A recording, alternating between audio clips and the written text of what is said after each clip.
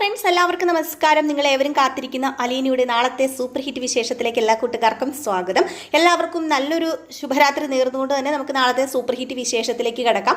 അതിനു മുമ്പായിട്ട് ആരെങ്കിലും നമ്മുടെ ഈ ചാനൽ ആദ്യമായിട്ട് കാണുന്നുണ്ടെങ്കിൽ ഇതുവരെ സബ്സ്ക്രൈബ് ഒന്നും ചെയ്ത് വെച്ചിട്ടില്ലെങ്കിൽ തീർച്ചയായിട്ടും ഒന്ന് സബ്സ്ക്രൈബ് ചെയ്ത് വെച്ചോളൂ കേട്ടോ. അതിനോടൊപ്പം മാക്സിമം എല്ലാവരും നമ്മുടെ വീഡിയോ ഇഷ്ടപ്പെടുന്നുണ്ടെങ്കിൽ ഒരു ലൈക്കും കൂടി അടിച്ചിട്ട് പോകാൻ മറക്കരുത്. ഇപ്പം തന്നെ ഒരു ലൈക്ക് അടിച്ചിട്ട് വീഡിയോ കാണണം കേട്ടോ. അപ്പം നേരെ വിശേഷത്തിലേക്ക് കടന്നാൽ അങ്ങനെ ശരണ്യേനെയും കുടുംബത്തിനെയും നിങ്ങൾ ഇന്ന് കണ്ടു കാണും. അങ്ങനെ നമ്മുടെ ശരണ്യേനെ ഹോസ്പിറ്റലിൽ നിന്ന് കൊണ്ടുവന്നിരിക്കുകയാണ്. വീട്ടിലെത്തിയിട്ടുണ്ട്.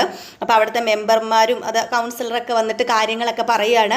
വേറെ ഒന്നുമല്ല, പ്രലോഭനത്തിൽ ഏർപ്പെടരുത്. പൈസ എറിയാനും വാരി വിതറാനുമായിട്ട് പ്രതികളുടെ അച്ഛന്മാർ ഓടിപ്പാഞ്ഞു നടക്കും. പക്ഷേ ആരും പ്രലോഭനങ്ങളിൽ ഏർപ്പെടാൻ പാടില്ല. ചിലപ്പോൾ കോടികൾ വരെ തരാമെന്ന് പറയും. അവന്മാരെ അങ്ങനെ വെറുതെ വിട്ടു കഴിഞ്ഞാൽ ഇനിയും ഇങ്ങനെ ഓരോ കുട്ടികളുണ്ടാകും. ശരണ്യെ പോലെ തന്നെ പല ശരണ്യമാരുണ്ടാകും. അപ്പോൾ അതുകൊണ്ട് ഒരിക്കലും അവന്മാരെ വിടരുത്. പ്രതികൾക്ക് മാക്സിമം ശിക്ഷ എന്ത് മേടിച്ചു കൊടുക്കാൻ പറ്റുമോ അങ്ങേയറ്റത്തെ ശിക്ഷ തന്നെ മേടിച്ചു കൊടുത്തിരിക്കണം. ഇത് ഓരോരുത്തർക്കും ഒരു പാഠമാകണമെന്നൊക്കെ ആ കൗൺസിലർ പറഞ്ഞിട്ടുണ്ട്. അതുപോലെ തന്നെ ശരണ്യയുടെ അച്ഛനോടും അമ്മയോടും പറയുകയാണ്, നിങ്ങളെയും പല രീതിയിൽ പ്രലോഭിപ്പിക്കും. കാരണം നിങ്ങൾക്ക് പൈസ ഇല്ല എന്നൊക്കെ അറിയുമ്പോൾ, നിങ്ങൾ പാവങ്ങളാണെന്ന് അറിയുമ്പോൾ അവർ പൈസ വാരി എറിയും. ഒരിക്കലും നിങ്ങൾ ആ ഒരു പൈസയിലൊന്നും വീഴരുതെന്ന് പറഞ്ഞപ്പം എൻ്റെ കുഞ്ഞിൻ്റെ ജീവിതം തകർത്തതും പോരാഞ്ഞിട്ട് പൈസ മേടിക്കാനോ? ഒരിക്കലും ഇല്ല മെമ്പറെ, ഞങ്ങൾ പൈസ മേടിക്കില്ല. പൈസയല്ല വേണ്ടത്. ആ നീചകന്മാരെ കോലക്കയർ കെറ്റി തൂക്കിക്കൊല്ലുന്നത് കൺമുമ്പിൽ കാണണം. എൻ്റെ മകളും അത് കൺമുമ്പിൽ കാണുക ചെയ്യേണ്ടത്. എൻ്റെ മകളെക്ക് എന്നാൽ മാത്രമേ എൻ്റെ മകളുടെ ആ ഒരു സമനില ശരിയാകത്തുള്ളൂ. അപ്പം ആകപ്പാടെ ശരണ്യയുടെ സമനില തെറ്റിയതുപോലെയൊക്കെയാണ്. എന്തൊക്കെയോ പിച്ചും പേയും പറയുന്നു, ആഹാരം ഒന്നും കഴിക്കുന്നില്ല. അതെ, വല്ലാത്തൊരു മാനസിക നില തെറ്റിയൊരവസ്ഥയിലാണ് ഇപ്പോൾ ശരണ്യ ഉള്ളത്. അപ്പം അതുകൊണ്ട് തന്നെ ഒരിക്കലും പ്രതികളെ രക്ഷിക്കില്ല. ഒരിക്കലും പ്രതികളെ വെറുതെ വിടരുത് എന്ന് തന്നെയാണ് കൗൺസിലർമാരും മെമ്പറൊക്കെ പറയുന്നത്. അപ്പോൾ ഇത് കേട്ടിട്ട് അവർ നല്ല സ്ട്രോങ് ആയിട്ട് തന്നെ മുന്നോട്ടേക്ക് പോകാൻ വേണ്ടി തീരുമാനിച്ചിരിക്കുകയാണ്. പ്രതികൾക്ക് മാക്സിമം എത്രമാത്രം ശിക്ഷ മേടിച്ചു കൊടുക്കാൻ പറ്റുമോ അത്രമാത്രം ശിക്ഷ മേടിച്ചു കൊടുത്തിരിക്കും. നാട്ടുകാരെല്ലാവരും ഇളകിയിരിക്കുകയാണ്. അപ്പോൾ അതുകൊണ്ട് തന്നെ ഈ വീടും പരിസരവും നിരീക്ഷിക്കാനായിട്ട് നിങ്ങൾ നാട്ടുകാർ തന്നെ വേണം. ഇങ്ങോട്ടേക്ക് ആരെങ്കിലും വരുന്നുണ്ടോ? ചിലപ്പം അച്ഛനാകാം, അമ്മയാകാം, പെങ്ങന്മാരാകാം, ആങ്ങളമാരാകാം, ബന്ധുക്കളാകാം. ആരെയും ഇങ്ങോട്ടേക്ക് അടുപ്പിക്കാൻ പാടില്ല. പോലീസുകാർ വരെ വന്നാൽ ജനങ്ങളുടെ ഭാഗത്തു നിന്ന് ഒരാൾ എപ്പോഴും ഇവിടെ വേണമെന്നൊക്കെ കൗൺസിലർമാരൊക്കെ പറയുന്നുണ്ട്. ഏതായാലും വല്ലാത്തൊരു മാനസികാവസ്ഥയാണ് കേട്ടോ ശരണ്യയുടെ അവസ്ഥ എന്ന് പറയുന്നത്. സത്യം പറഞ്ഞിട്ടുണ്ടെങ്കിൽ നമുക്കും എന്താ പറയുക, ഒരു ഇമോഷണലായി പോകും. ആ പെൺകുട്ടിയുടെ ആ ഒരു കിടപ്പും സംസാരവും ഒക്കെ കേട്ട് കഴിഞ്ഞാൽ അങ്ങനെ അകത്തേക്ക് കയറി ചെന്ന് അമ്മ ചോദിക്കുന്നുണ്ട്, മോളെ നീ ഇങ്ങനെ കിടക്കരുത് മോളെ, പണ്ടത്തെ ആ ചുറുചുറുക്കുള്ള ശരണ്യായിട്ട് നീ തിരിച്ചു വരണം മോളെ, നീ ഇങ്ങനെ കിടക്കരുത്. നിന്നെ ഈ വിധത്തിലാക്കിയവന്മാരെ ഇപ്പം ജയിലിൽ പോയിരിക്കുകയാണ്. ഒരിക്കലും അവന്മാരെ വെറുതെ വിടില്ല. പൊതുജനങ്ങളും നിയമവും ഒന്നും വെറുതെ വിടില്ല. മോള് പഴയതുപോലെ ആകണമെന്ന് പറയുമ്പം പഴയതുപോലെ ആകാനോ? ഞാൻ എന്തിനാണ് അമ്മ ഇനി ജീവിച്ചിരിക്കുന്നത്? എന്തിന് ഒരു പരിഹാസ കഥാപാത്രമായി ഞാൻ എന്തിന് ജീവിച്ചിരിക്കുന്നു?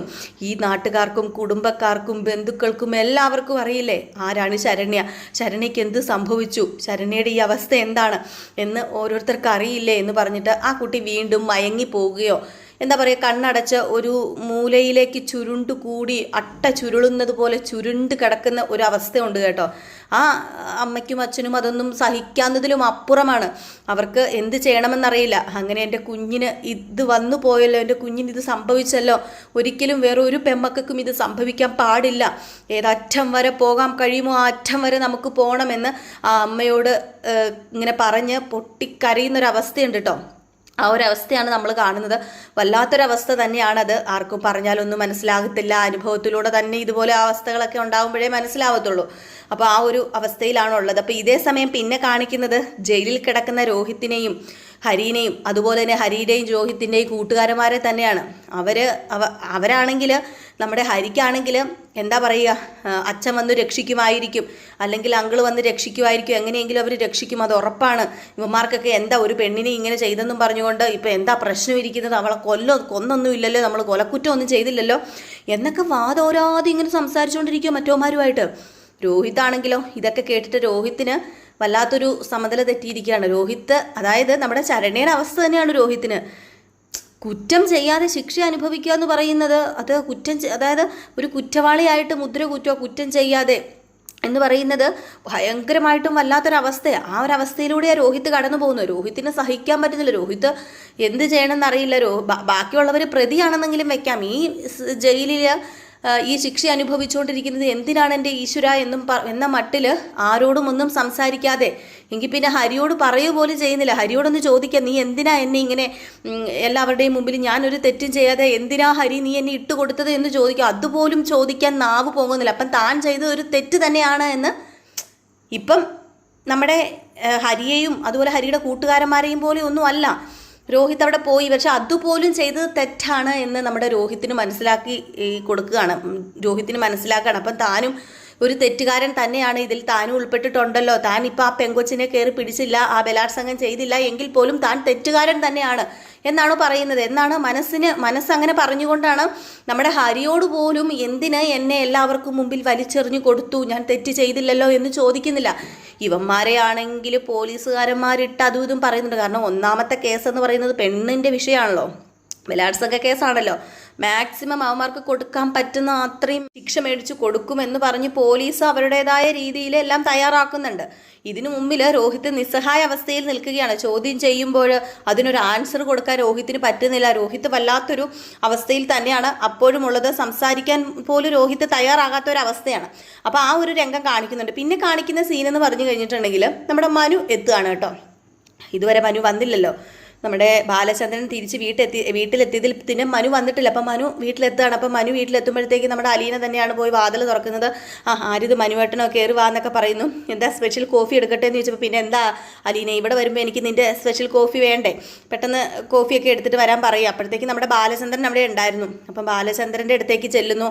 അങ്ങനെ ബാലചന്ദ്രൻ്റെ അടുത്തേക്ക് ചെന്ന് മനുവും ബാലചന്ദ്രനും സംസാരിക്കുകയാണ്. അതും ഈ വക കാര്യങ്ങളൊക്കെ തന്നെയാണ് സംസാരിക്കുന്നത്. ആദ്യം നമ്മുടെ രോഹിത്തിനെക്കുറിച്ചും ഹരിയെക്കുറിച്ചും ഒക്കെ തന്നെയാണ് സംസാരിക്കുന്നത്. അങ്ങനെ മനു പറയുന്നുണ്ട്, എൻ്റെ അച്ഛൻ്റെ ആ ഒരു രീതിയിലാണ് അങ്കിളിൻ്റെ പോക്കെങ്കിൽ എനിക്ക് നിങ്ങളോട് യോജിക്കാൻ പറ്റില്ല അങ്കിളെ. വേറൊന്നുമല്ല, എൻ്റെ എൻ്റെ അനിയനായിരിക്കാം, എൻ്റെ അച്ഛൻ്റെ പെങ്ങളുടെ മകനൊക്കെ ആയിരിക്കാം. പക്ഷേ ചെയ്തിരിക്കുന്നത് അത്രയ്ക്കും ചെറ്റത്തരമല്ലേ. അപ്പോൾ പിന്നെ എങ്ങനെയാണ് നമ്മൾ കൂട്ടു നിൽക്കുന്നത്? എങ്ങനെ അവന്മാരെ രക്ഷിക്കാനുള്ള മനസ്സ് എനിക്ക് വരുന്നത്?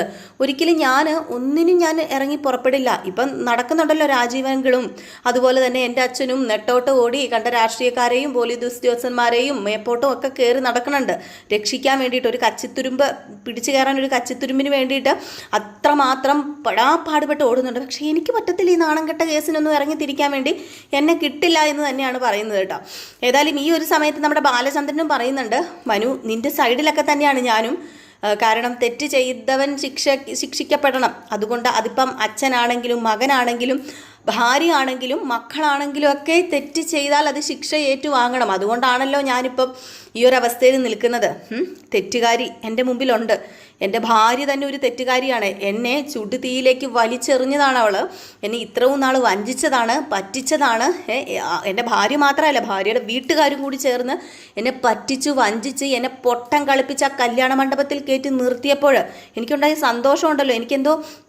എന്തോ ഞാൻ ആശിച്ചു മോഹിച്ച് കൈ കിട്ടിയൊരു അവസ്ഥയായിരുന്നു. പക്ഷേ ഇവരെല്ലാവരും കൂടെ പറ്റിച്ച് വഞ്ചിച്ച് ഒരു പൊട്ടനാക്കിയ കല്യാണ മണ്ഡപത്തിൽ കയറ്റിയിരുത്തിയ ഒരു അവസ്ഥയുണ്ടല്ലോ, അത് 30 വർഷം മുമ്പ് ഞാൻ ചിന്തിക്കുക എന്നെക്കുറിച്ച്. അവൾ ആരുടെയും കൂടെ പോകുമോ, അവളൊന്ന് പ്രസവിച്ചതൊന്നും അല്ല, അതൊന്നും അല്ല ഇവിടെ വിഷയം. അവൾ പ്രസവിച്ചോട്ടെ, ഒരു പ്രശ്നവുമില്ല. പക്ഷെ അവൾക്ക് എന്നോട് പറയായിരുന്നു അവൾക്ക് ഇങ്ങനെ ഒരു ബന്ധമുണ്ടായിരുന്നുവെന്നും. പോട്ടെ, കല്യാണം കഴിഞ്ഞ ആ ദിവസമെങ്കിലും അവൾക്ക് എന്നോട് തുറന്നു പറഞ്ഞു. എന്നിട്ട് അവൾ എന്താ അഹങ്കാരത്തിൻ്റെ കൊടിമുടി കയറി അവൾ ആരാട്ടാന്നല്ലായിരുന്നു അവളുടെ വിചാരം. അവളുടെ അഹന്തയും അഹങ്കാരവും അവളുടെ വാശിയും വീറും ഒക്കെ ഉണ്ടല്ലോ, അവളെ വൈജയാക്കി തീർത്തു. ആ വൈജയെ തകർക്കാനുള്ള വലിയൊരു ബോംബ് എൻ്റെ കയ്യിൽ ഉണ്ടായിട്ട് ഞാൻ അത് പൊട്ടിക്കാതെ വെച്ചിരിക്കുന്നത് അവസരത്തിനൊത്ത് ഉപയോഗിക്കാൻ വേണ്ടിയിട്ടാണ്. അവസരം വരും എനിക്ക്, അപ്പം ഞാൻ ഈ ബോംബ് പൊട്ടിക്കും. അതുവരെ അവൾ ഉരുകി അവൾ വട്ടം ചുറ്റുന്നത്, അവൾ വെന്ത് നീറുന്നത്. ഭർത്താവ് അവിഹിതത്തിലുണ്ടാക്കിയ ഒരു മകള്, അല്ലെങ്കിൽ ഭർത്താവിൻ്റെ അവിഹിതം, അതവൾ കണ്ട് അവളുടെ തലയ്ക്ക് ഭ്രാന്ത് പിടിച്ച് മത്തായി കഴിയുമ്പോൾ അവളെ അങ്ങ് മേപ്പോട്ടെടുക്കാൻ ഇരിക്കുന്നൊരു സമയമുണ്ടല്ലോ.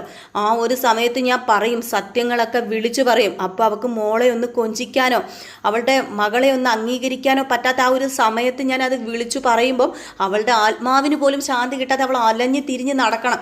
അതിനു വേണ്ടിയാന്നൊക്കെ പറഞ്ഞ് മനസ്സിലുണ്ടായ ദേഷ്യമൊക്കെ ഇങ്ങനെ പുറത്തെടുത്ത് ഇങ്ങനെ നമ്മുടെ ബാലചന്ദ്രൻ പറയുന്നുണ്ട്. അപ്പോഴത്തേക്കും തന്നെ മനു പറയുന്നുണ്ട്, എന്തിനാ ഈ വാശിയും വൈരാഗ്യവും ഒക്കെ, ആ ഒരു കാര്യത്തിൽ അങ്കിളിനെ എനിക്ക് സപ്പോർട്ട് ചെയ്യാൻ പറ്റില്ല. കാരണം അങ്കിള് പറയുന്നതൊക്കെ ശരിയായിരിക്കാം, പക്ഷേ ജീവിതം ഒന്നല്ലേ ഉള്ളൂ അങ്കിളെ, അത് ആർക്കും വേണ്ടി ബലിയാടാക്കരുത്. മാത്രമല്ല ഇനിയിപ്പം അങ്കിളിന് എന്താ ഡിവോഴ്സ് ആണോ വേണ്ടത്? ഡിവോഴ്സ് ആണെങ്കിൽ വൈജി ആൻറ്റിനെ ഡിവോഴ്സ് ചെയ്യുക, അല്ലാതെ ഒരിക്കലും ഈ ഒരു ജീവിതം ബലിയാടാക്കാൻ നിൽക്കരുത്. നിങ്ങൾക്ക് രണ്ടുപേർക്കും അഡ്ജസ്റ്റ് ചെയ്യാൻ പറ്റിയില്ലെങ്കിൽ ഡിവോഴ്സ് ചെയ്യുക, അല്ലെങ്കിൽ പിന്നെ എല്ലാം മറന്ന് അങ്ങോട്ടും ഇങ്ങോട്ടും മറന്ന് സഹിച്ച് പുറത്ത് ജീവിക്കല്ലേ ചെയ്യേണ്ടതെന്ന് പറഞ്ഞപ്പോൾ അവൾക്കിപ്പോൾ അതിന് പറ്റില്ലല്ലോ. അവൾ ഇപ്പോഴും അഹന്തയുടെ കൊടിമുടി തന്നെയാ മനുവെ നിൽക്കുന്നത്. അവൾ ആ ഹോസ്പിറ്റലിൽ കിടക്കുമ്പോഴും അലീനയെക്കുറിച്ച് കുറ്റം പറയാനല്ലാതെ അവളുടെ നാവ് പൊങ്ങുമോ? ഭർത്താവിനെക്കുറിച്ച് കുറ്റം പറയാനല്ലാതെ അവളുടെ നാവ് പൊങ്ങുമോ? മക്കൾക്ക് നല്ലത് പറഞ്ഞു കൊടുക്കാൻ അവളുടെ നാവ് പൊങ്ങുമോ? ഇല്ലല്ലോ. അവൾ ഇപ്പോഴും വൈജയാണ്, താനെന്തോ വലിയൊരു സംഭവമാണ്, കൈതക്കൽ തറവാട്ടിൽ സ്വർണ്ണക്കരണ്ടിയായിട്ട് ജനിച്ച ഏക പെൺതരിയാണ് എന്നൊക്കെ പറഞ്ഞുകൊണ്ട് ഭയങ്കരമായിട്ടും തലയ്ക്ക് അഹങ്കാരം പിടിച്ച് കയറ്റി നടക്കുകയല്ലേ. അവൾക്ക് കൊടുക്കേണ്ടത് എന്താണെന്ന് എനിക്ക് നന്നായിട്ട് അറിയാം. അവൾക്ക് ഡിവോഴ്സ് ഒന്നുമല്ല കൊടുക്കേണ്ടത്, അവൾക്ക് കൊടുക്കാനുള്ളത് ഞാൻ കൊടുത്തോളാം. പിന്നെ അവൾക്ക് ഇങ്ങോട്ടേക്ക് വരാൻ പറ്റുമെങ്കിൽ അവൾ വരട്ടെ, ജീവിക്കും, ഒരുമിച്ച് ജീവിക്കും. ഈ ബാലചന്ദ്രൻ്റെ ലൈഫിൽ ഒരു പാർട്ട്ണറേ ഉള്ളൂ, ഒരു പെണ്ണേ ഉള്ളൂ. അത് മരിക്കുന്നത് വരെ ആ ഒരു ലേബലിൽ ഭാര്യയായിട്ട് തുടരുക വൈജ തന്നെ ആയിരിക്കും, അതിന് യാതൊരു മാറ്റവും ഇല്ല. പക്ഷേ എന്നെ ചെയ്തതിന്, എന്നെ വഞ്ചിച്ചതിന് എനിക്കെന്തെങ്കിലും മനസ്സിന് സംതൃപ്തി കിട്ടണ്ടേ, തിരിച്ചു കൊടുക്കണ്ടേ മനു എന്നൊക്കെ പറയുകയാണ്. അപ്പം നിങ്ങളുടെ കുടുംബജീവിതത്തിൽ ഞാൻ കയറി ഇടപെടുന്നതല്ല അങ്കിളെ, പക്ഷേ എൻ്റെ അറിവ് വെച്ചും എൻ്റെ വിവരവും എൻ്റെ ബോധവും വെച്ചും ഞാൻ പറഞ്ഞതേ ഉള്ളൂ. ഇനി നിങ്ങളാണ് ജീവിക്കുന്നത്, നിങ്ങളുടെ കുടുംബമാണ്, അത് നിങ്ങളുടെ ഇഷ്ടമാണ്, നിങ്ങളുടെ താല്പര്യങ്ങളാണ്, എന്താണെന്ന് വെച്ചാൽ ചെയ്യുക. ഏതായാലും കുറ്റവാളികളെ രക്ഷിക്കാൻ നോക്കാതിരിക്കുക മാക്സിമം. അത് സ്വന്തം മക്കളാണെങ്കിൽ പോലും നോക്കാതിരിക്കുക. ആ പെങ്കൊച്ചിൻ്റെ അവസ്ഥയും കൂടെ ഒന്ന് നമ്മൾ കണക്കിലെടുക്കണമല്ലോ. അവളുടെ ആ ഒരു വീട്ടുകാരുടെയും മാനസികാവസ്ഥ നമ്മുടെ കുടുംബത്തിലാണ് ഇങ്ങനെ സംഭവിച്ചിരുന്നെങ്കിൽ, ഒന്നെങ്കിൽ കൃഷ്ണമോൾക്ക്, ബബിതയ്ക്ക്, അവർക്കൊക്കെ, ലച്ചുവിന്, ഇവർക്കൊക്കെയാണ് സംഭവിച്ചിരുന്നതെങ്കിൽ എന്ത് ചെയ്തേനെ? അതുകൊണ്ട് അതൊക്കെ ഒന്ന് ഓർത്തിട്ട് വേണം കാര്യങ്ങളൊക്കെ മുന്നോട്ടേക്ക് നീക്കാനായിട്ട്. അല്ലാതെ വെട്ടൊന്ന് തുണ്ടൻ രണ്ടേ എന്നും പറഞ്ഞ് പെട്ടെന്ന് പരിപാടി എൻ്റെ അച്ഛൻ കഴിക്കുന്നത് പോലെ, അല്ലെങ്കിൽ എൻ്റെ അച്ഛൻ ഓടി നടക്കുന്നത് പോലെ ചെയ്യുമൊന്നും വേണ്ട. 10 ദിവസമെങ്കിൽ 10 ദിവസം അവന്മാർ ആ ജയിലിൽ കിടന്ന് അനുഭവിക്കട്ടെ, എങ്കിലും അവന്മാർ പഠിക്കത്തുള്ളൂ എന്നൊക്കെ പറഞ്ഞിട്ട് നമ്മുടെ മനു ഇറങ്ങി വരികയാണ്. അപ്പം മനു ഇറങ്ങി വന്ന് നമ്മുടെ അലീനയുടെ കയ്യിൽ നിന്നൊരു കോഫിയൊക്കെ മേടിച്ച് കുടിച്ചു. പിന്നെ നമ്മുടെ കൃഷ്ണയുടെ അടുത്തേക്കല്ല, ബബിത എന്ത് ചെയ്യുന്ന തിരക്കാണ് കേട്ടോ. അപ്പം ബബിതയുടെ കാര്യം ഒരു ചോദ്യചിഹ്നമായിട്ട് നിൽക്കുന്നത്. ബബിതയാണ് ഇപ്പോൾ പ്രശ്നക്കാരി എന്ന് പറയുന്നത്. അപ്പം കൃഷ്ണമോളും ഈ പറയുന്ന ബാലചന്ദ്രനും ഒക്കെ നമ്മുടെ അലീനയും ഇങ്ങോട്ടേക്ക് വൈജ വരുന്നതിലും സപ്പോർട്ട് ചെയ്ത് നിൽക്കുന്നു. വേറെ എല്ലാ കാര്യത്തിലും സപ്പോർട്ടുണ്ട്. പക്ഷേ നമ്മുടെ ബബിതയാണെങ്കിൽ അമ്മയുടെ വശം പിടിച്ച് നിൽക്കുന്നു. അമ്മ എവിടെ പോകുന്നു അവിടെ പോകാമെന്ന് ഓർത്തിരിക്കുക. പക്ഷേ ഒരു കാര്യം ഓർത്തോണം, മക്കൾ ചെല്ലാതെ ഒരിക്കലും നമ്മുടെ വൈജ തന്നെ ഒരു വീടെടുത്ത് താമസിക്കത്തൊന്നുമില്ല. ഒരാളെങ്കിൽ ഒരാൾ നമ്മുടെ വൈജയുടെ കൂടെ വേണം വൈജയ്ക്ക്. അതുകൊണ്ട് തന്നെ നമ്മുടെ മനു ബബിതേനെ ഒന്ന് ബ്രെയിൻ വാഷ് ചെയ്യാനായിട്ട് പോവുകയാണ്. അങ്ങനെ റൂമിലേക്ക് കയറിപ്പോയി. ഞാൻ അവളോടൊന്ന് സംസാരിക്കട്ടെ എന്നൊക്കെ പറഞ്ഞ് അലീനോട് പറഞ്ഞിട്ട് റൂമിലേക്ക് കയറിപ്പോയി. അങ്ങനെ റൂമിലേക്ക് ചെന്നിട്ട് നമ്മുടെ ബബിതയോട് സംസാരിക്കണം. അപ്പം ബബിതയോട് സംസാരിക്കുന്ന വേറെ ഒന്നുമല്ല, നീ നിൻ്റെ അമ്മയെ പറഞ്ഞ് മനസ്സിലാക്കിപ്പിക്കണം, നീ നിൻ്റെ അമ്മയുടെ കൂടെ പോകരുത്, അമ്മയുടെ കൂടെ പോയാൽ നിൻ്റെ ജീവിതം പോകും മോളെ. മാത്രമല്ല അച്ഛനും അമ്മയും ഒന്നിക്കണം, പണ്ടത്തെ സന്തോഷം തിരിച്ച് കിട്ടണമെങ്കിൽ നീ ഞാൻ പറയുന്നത് കേട്ടനുസരിച്ച് നിൻ്റെ അമ്മയുടെ കൂടെ പോകാതെ അച്ഛനാണ് ശരി എന്നുള്ള രീതിയിൽ തന്നെ അമ്മയുടെ മുമ്പിൽ നിന്ന് കൊടുക്കണം. ഇല്ലെങ്കിൽ നിനക്ക് നിൻ്റെ അച്ഛനെ നഷ്ടമാകും, ലാസ്റ്റ് നിൻ്റെ അമ്മയെ നഷ്ടമാകും, പിന്നെ നിനക്ക് നിന്നെ തന്നെ നഷ്ടമാകും. പിന്നെ നീ എന്താ ഇനി വല്ല തെറ്റും ചെയ്തിട്ടുണ്ടോ? നിനക്ക് വല്ല അഫെയറും ഉണ്ടോ? ഇനിയിപ്പം നീ വല്ല കുരുക്കിലും ചെന്ന് ചാടിയിട്ടുണ്ടോ? നിനക്ക് അങ്ങനെ ഒരു ബന്ധം ഉണ്ടായിട്ടുണ്ടോ എന്നൊക്കെ ചോദിച്ചു കഴിഞ്ഞപ്പോഴത്തേക്കും പെട്ടെന്ന് കണ്ണ് തള്ളി ഇങ്ങനെ നിൽക്കുകയാണ് നമ്മുടെ ബബിത. കാരണം ബബിതയ്ക്കും അങ്ങനെ ഒരു ബന്ധമുണ്ട്, അവർ പല റിലേഷനിൽ ഏർപ്പെട്ടിട്ടുണ്ട്. അപ്പോൾ അങ്ങനെയുള്ള കാര്യങ്ങളൊക്കെ നമ്മുടെ ബബിതയുടെ മനസ്സിൽ ഇങ്ങനെ ഓടി മറയുകയാണ്. ഏതായാലും അതൊന്നും തുറന്നു പറയാൻ പറ്റത്തില്ല. ഇനിയിപ്പം ഈ പറയുന്ന വീഡിയോ ക്ലിപ്പ് വല്ലതും നമ്മുടെ മനുവിൻ്റെ അല്ലല്ലോ ഹരിയുടെ കയ്യിലൊരു വീഡിയോ ക്ലിപ്പ് ഉണ്ടായിരുന്നല്ലോ, ആ ഒരു വീഡിയോ ക്ലിപ്പ് വല്ലതും ഇനിയിപ്പോൾ കണ്ടോയെന്നറിയത്തില്ല നമ്മുടെ ബബിതയെ കുറിച്ചുള്ളത്. ഏതായാലും നമ്മുടെ ബബിത ഇത് കേട്ട് കഴിഞ്ഞപ്പോഴത്തേക്കും തന്നെ ബബിത യാതൊന്നും പ്രതികരിക്കുന്നൊന്നുമില്ല. പിന്നെ അലീന ഈ വീട്ടിൽ വന്നതുകൊണ്ടാണല്ലോ ഇതൊക്കെ സംഭവിച്ചത്, അലീന കാരണമാണല്ലോ ഇതൊക്കെ സംഭവിച്ചത്. അലീന ഈ വീട്ടിൽ നിന്ന് ഇറക്കി വിട്ടാൽ അമ്മ തിരിച്ചു കയറി വരുമല്ലോ മനുവേട്ട, പിന്നെ എന്തിനാണ് അമ്മ ഇവിടെ നിന്ന് പറഞ്ഞയക്കാൻ നോക്കുന്നത്? അമ്മയ്ക്ക് വേറെ ഒന്നുമില്ല, അമ്മയ്ക്ക് അലീനയെ പുറത്താക്കുന്ന ഒരു കാര്യം മാത്രമേ ഉള്ളൂ എന്ന് പറഞ്ഞപ്പം അതേതായാലും നടക്കുന്ന കേസല്ല മോളെ. അലീനയെ നിൻ്റെ അച്ഛൻ പുറത്താക്കുമെന്ന് തോന്നുന്നുണ്ടല്ലോ. ഒരിക്കലും അലീനയെ നിൻ്റെ അച്ഛൻ പുറത്താക്കില്ല, അത് ഉറപ്പായ കാര്യമാണ്. അപ്പോൾ അതുകൊണ്ട് ആ ഒരു ഭാഗത്തെക്കുറിച്ച് നീ ചിന്തിക്കുകയേ വേണ്ട, അതിനെക്കുറിച്ച് നീ ചിന്തിക്കുകയേ വേണ്ട. നിൻ്റെ അമ്മയും അച്ഛനും ഒരുമിച്ച് പോകണമെങ്കിൽ എന്താ ചെയ്യേണ്ടത്? നീ അവരെ ഒരുമിപ്പിച്ച് വെക്കണം, നിങ്ങളെ മക്കളെല്ലാവരും ഒരുമിച്ച് നിൽക്കണം, അതാണ് വേണ്ടത് എന്നിങ്ങനെ പറയുക. ഇതൊക്കെ കേട്ടിട്ട് ബബിത ഇങ്ങനെ നിപ്പുണ്ട് കേട്ടോ. ഏതായാലും നമ്മുടെ അലീനയും മനുവും ഒക്കെ വിവരം അറിയുന്നുണ്ട്, ശരണ്യ വീട്ടിലെത്തിയിട്ടുണ്ട് എന്ന്. അതുപോലെ തന്നെ ശിവശങ്കര മേനോനും രാജീവനും ഒക്കെ അറിയുന്നുണ്ട്. ഏതായാലും ശരണ്യയെ പോയി കാണുക, സംസാരിക്കുക എന്നൊരു ലക്ഷ്യമുണ്ട് ഇവർക്ക്. അങ്ങോട്ടേക്ക് അടുപ്പിക്കാൻ പറ്റാത്ത രീതിയിൽ ആൾക്കൂട്ടമാണ് അവിടെ ഉള്ളത്. അപ്പോൾ കാത്തിരുന്ന് തന്നെ കാണാം എന്തൊക്കെയാണ് സംഭവിക്കാൻ പോകുന്നതെന്നേ. അപ്പോൾ എല്ലാവരും കാത്തിരിക്കുക. അപ്പോൾ നാളത്തെ ഫുൾ വിശേഷം ഏകദേശം ഞാൻ പറഞ്ഞിട്ടുണ്ട്. നമുക്ക് രാവിലെ ഫുൾ വിശേഷം കിട്ടുവാണെങ്കിൽ നമ്മൾ ഫുൾ വിശേഷം, അല്ലെങ്കിൽ നമ്മൾ അപ്കമിങ് വിശേഷമൊക്കെ ആയിട്ട് വരുന്നതായിരിക്കും കേട്ടോ. അതുപോലെ നമ്മുടെ പത്തനമാറ്റും ചെമ്പനീർപ്പൂവും നമ്മളിപ്പോൾ നമ്മുടെ ജിൽ സിനിമയിൽ ചെയ്യുന്നുണ്ട്. അപ്പോൾ അതും കൂടെ ഒന്ന് പോയി കണ്ട് നോക്കണം കേട്ടോ. നമ്മളതിൻ്റെ പ്രമോ വിശേഷം നമ്മൾ ഉച്ചയ്ക്ക് ഇടുന്നുണ്ട്. അപ്പോൾ അതും കൂടെ കണ്ട് സപ്പോർട്ട് ചെയ്യുക. അപ്പം നിങ്ങൾക്ക് ഇതുപോലെയുള്ള കൂടുതൽ അപ്കമിങ് വിശേഷങ്ങളും അതുപോലെ തന്നെ പ്രമോ വിശേഷങ്ങളും ഫുൾ വിശേഷങ്ങളൊക്കെ കേൾക്കാൻ താല്പര്യം ഉണ്ടെങ്കിൽ നമ്മുടെ ചാനൽ ഒന്ന് സബ്സ്ക്രൈബ് ചെയ്ത് വെച്ചോളൂ കേട്ടോ. അതിനോടൊപ്പം മാക്സിമം എല്ലാവരും ലൈക്കും കൂടെ അടിച്ചിട്ട് പോണേ. Tata bye bye.